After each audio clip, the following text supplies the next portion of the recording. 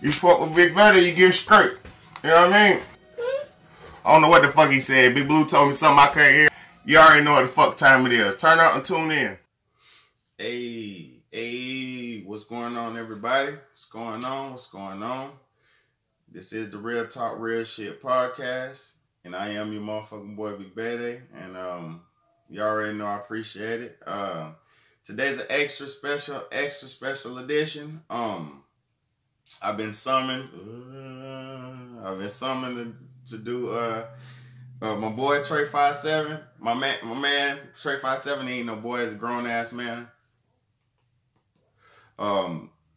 He did a question video for me. And I appreciate that highly, man. It's people like you, Tre5. It's people like you, bro, who keeping me in the game, bro. You keep me wanting to do this shit, cause I know, to be honest with you, people like me is like almost like a target on this shit, this YouTube shit. You know what I mean? This kind of content that I bring is like it's a dangerous thing. You know what I mean? So I appreciate you for keeping me on my toes and keeping me in the loop. Everybody who really support me, I appreciate y'all, because, you know, I appreciate y'all for watching this. And any amount of people who watch this shit, I appreciate that. All right, and the first question, he gave me 9 questions. All right, question number 1, we're going to get right to it. Question number 1 is, I believe he said, do I believe in time travel? And I don't even have to believe in time travel. Time travel is definitely real. Have you ever heard of your boy Nikola Tesla? The Philadelphia experiment back in I think it was the 50s or something. They took I believe he was one of the first ones to do it. That's why, you know, they got the company Tesla with the cars and all that, the Tesla car and all that. Your boy Nikola Tesla was the first one to do it. I think he's the one who made AC current, electric current, the alternate electric current. He created that, or DC, direct current. I think he did AC though. Oh, he got AC batteries, DC batteries, shit like that. You know what I mean? Okay. So he took the Philadelphia experiment. He took the boat. He took a ship, a full U.S. naval ship with people on it. And they sent it through time. I forget if they sent it forward or backwards. The name of this, look it up on your own, it's called Project Paperclip. Project Paperclip. And he sent the plane back in time or forward in time. I don't know. I think he sent it back in time. And then it came back or whatever. But when it came back, all the people who were on the ship, the organic matter, their bodies got fused into the ship. So it was like metal with people, like on a certain part, it'd be like a man fused into the fucking ship, like the walls and shit. So it was like a real gruesome failure of an experiment. But they did go back in time. But I don't think the first time they didn't master the people in there. That's why they be using monkeys and shit like that. All right, now second question. Boat or pier fishing? I'm gonna be real with you, bro. I'm a city slicker. I'm not good at fishing at all. That's why that last piece of the video wasn't, the fishing part wasn't on there. Because also too, because I wanted to enjoy that moment with my family. I couldn't just sit there and record it because I had to hold my son and hold my daughter, and I'm trying to let them reel out, and I'm throwing it out and trying to catch something. So that's not something I could really record because I ain't had no tripod or nothing or selfie stick. You know what I'm saying? So I was trying to enjoy that moment with the fam. But fishing, I'm not a fisher, bro. I suck. I'm from Chicago, Colorado. I'm from the city, bro. I'm a city nigga. Charlotte, not nigga, but human language. I'm a city guy. Charlotte and all that. Bro, we don't fish and all that. You know what I'm saying? We can. People love to go fishing. Well, I don't fish. I'm not speaking for everybody. I'm not a fisher, but I love that fishing shit on the pier. I would love to go on a boat. I have never been, but I would love to. Amount of money I would like to receive from somebody, like anonymously or however you said, like from somebody I didn't know or a stranger or something like that. I would say $50,000 will put me on my feet. I can start a business up with $50,000.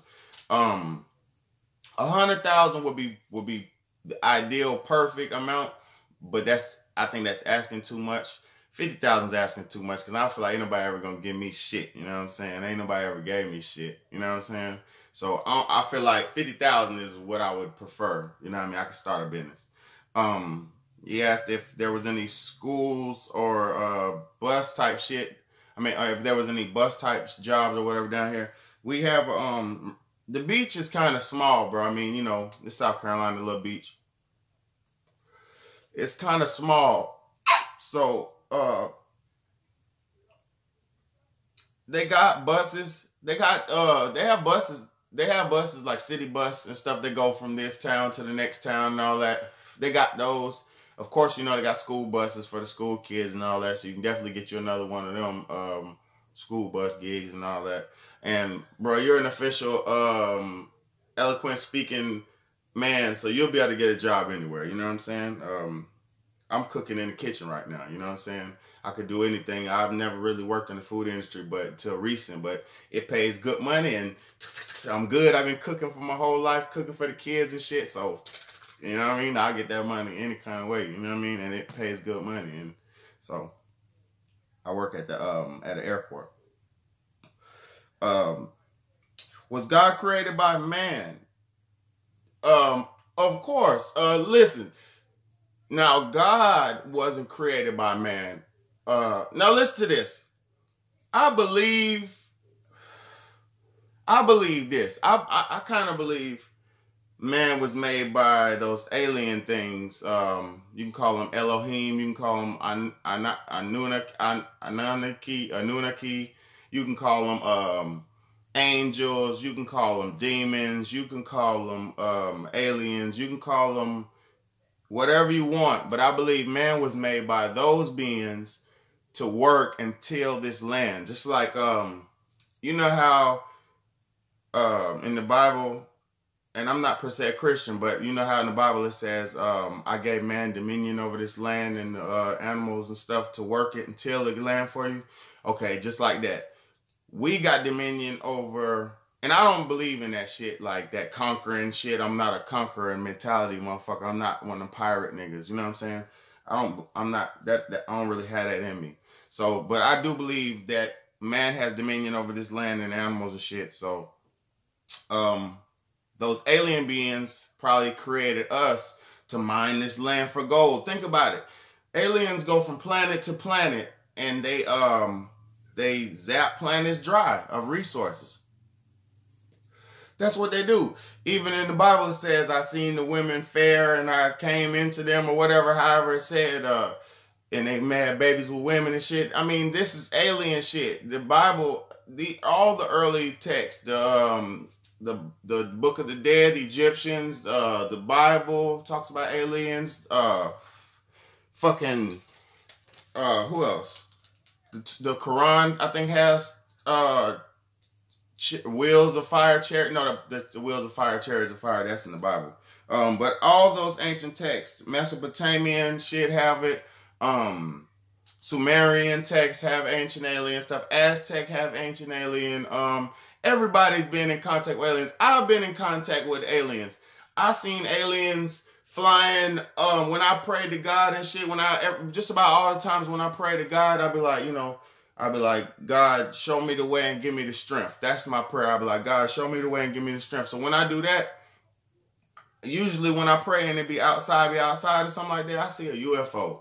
So that's what I know of God. That's what I got. Like, I'm going to tell you, I ain't never seen no hooky, spooky ass spirit type shit. Like, I've seen ghosts, but I don't, ghosts, that's inside of us. That's that force that's inside of us. So I know we was created by these alien things. But this concept of God, and I know I'm talking too fucking much, but this concept of God was created by man. These religions, all of the religions were created by man to keep us in line, to keep human beings in line.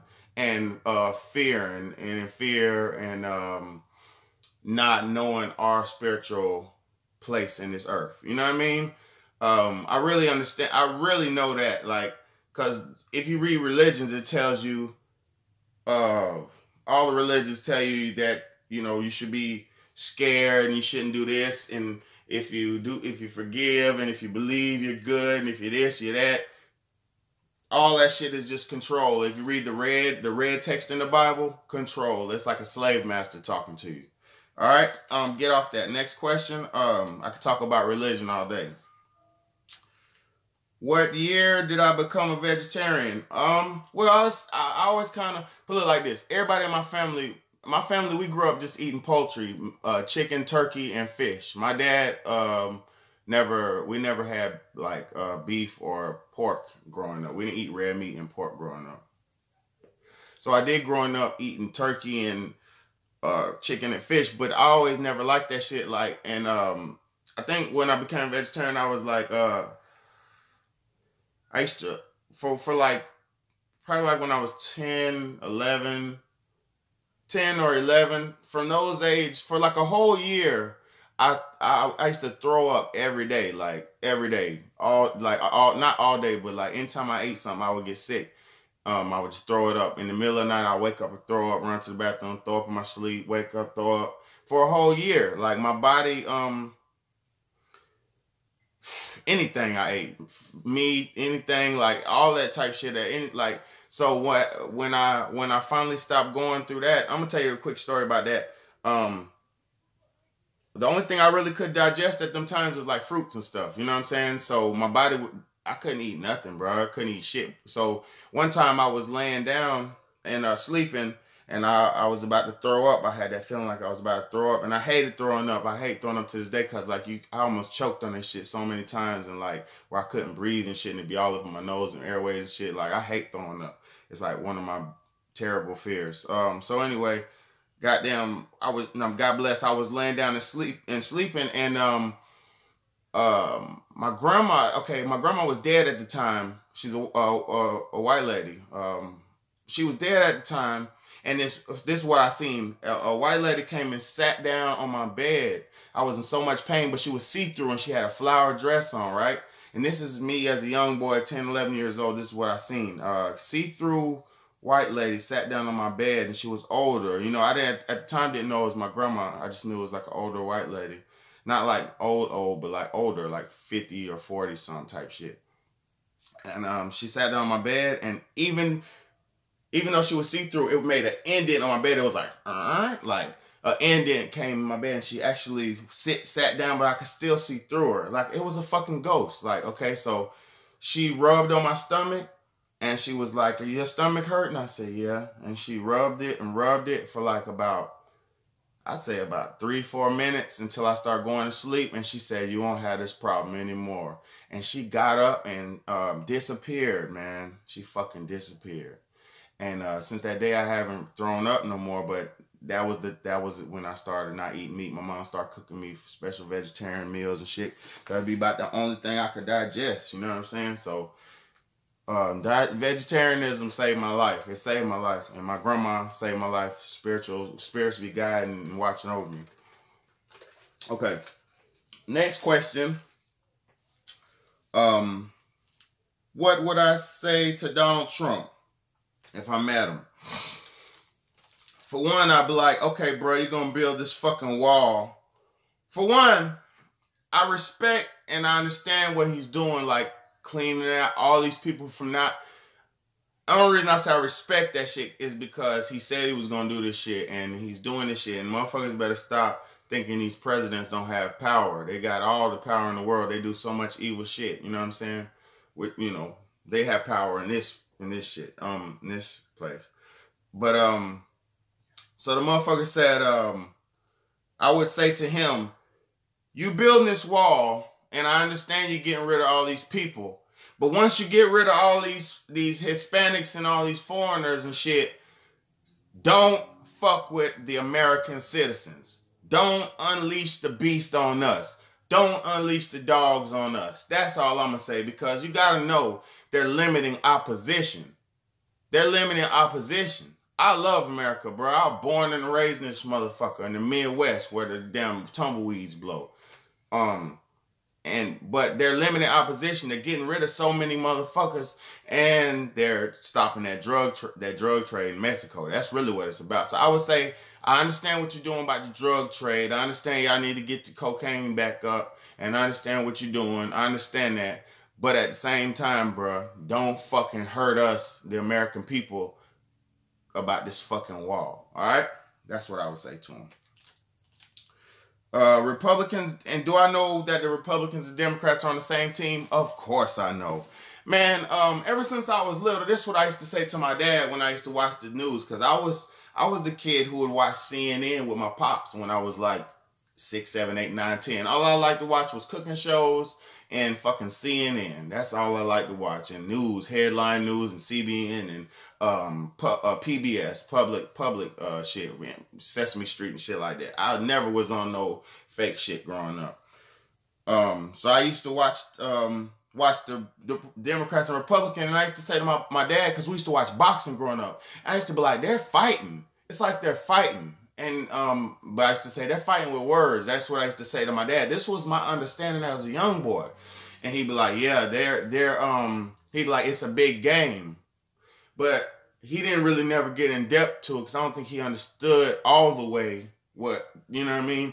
But he'd be like, it's a big game type shit. Like, we kind of already knew type shit. So, what really proved that shit, I was watching a Mike Tyson documentary. You need to watch this. I think it's called Undisputed. Not Undisputed, but you know the Mike Tyson documentary, where he got the damn tat on the side of his face on the documentary. You just check it out. Look it up. He said on there, the Democrats and Republicans, boxing, the sport of boxing was created for Democrats and Republicans to have to fight over their disputes. So like that's why you got the red corner and the blue corner. That's the Democrats and the Republicans, right? Now this is some real shit what Mike Tyson said, and Mike Tyson been hanging with Donald Trump and motherfucking since the fucking 90s. You know what I mean? So he been hanging with the president. You know what I mean? So he said the Democrats and Republicans they will have disputes, and they will have their fighters fight over the dispute, and whoever wins, that's who gets whatever they're fighting over. So it'd be a real fight that they're fighting over some policy type shit or a disagreement or some real shit that they're fighting over. You know what I mean? And the last one is so of course the Republicans and Democrats are the same. And I'm gonna tell you another thing. How I know they're all in cahoots. Donald Trump and Nancy Pelosi were on the news fighting. Hey, wall. I don't want the wall. And Donald Trump, I don't want my wall. I don't want my wall. I don't want my wall. I don't want the wall. Fucking playing with each other, right? Then when he did his when he did his State of the Union address, she's right behind him clapping about every fucking thing he says. Everything he said, she clapped about. Everything she said, he clapped about. I don't want to hear that shit, my nigga. And she's sitting right behind him. So I don't want to hear none of that fake ass shit. They're all in cahoots. It's just one side playing one. They goddamn have us against each other. All right. Last one. Name a rap song that I've written. I've written every one of my rap songs. I'm gonna start putting more music out on my YouTube, but I really didn't want it to be about that because my music kind of wild. You know what I'm saying? But great songs that I made. One song that I want to say is just I made a song called Bricklayer. And I'm not a Mason. I'm not affiliated with any gang or anything like that, you know. Not that I could say it if I was, but I'm really not. You know what I'm saying? Not that I'm supposed to say it or not, but I'm not affiliated with any cult or group or anything like that. But I made this song and it was so Masonic. It was called Bricklayer, and I was like, I'm the bricklayer, the grand architect. I'm the bricklayer, the grand architect. I drew the first line. I am the blueprint. And that shit was like years ago, like, and I was talking about the line they drew in the pyramids and shit, like, bruh. And that was like, I wrote this song years ago, and I'm gonna tell you when I wrote it, I was possessed, but not like on some demonic shit, but like I had this, when you get in that groove and you're writing your songs, and I know you can relate to this, Tre57, when you get in your groove and you're writing your songs, you got them get that goosebump feeling, and you just catch it and it just come out. You know what I'm saying? When that shit just come out, that be possession shit. When you don't have to think about it, that be that possession shit. But I appreciate you, bro. I appreciate you. I fucking appreciate you. It's your motherfucking boy, Big Bayday. That's your answers. I know it's long as a mug, but you know how I do it, man.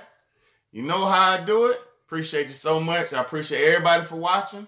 Watch the question video Tre57 on Tre57 Productions page, and you'll know what the fuck going on. It's your motherfucking boy Big Bayday. I appreciate you, bro. Yeah.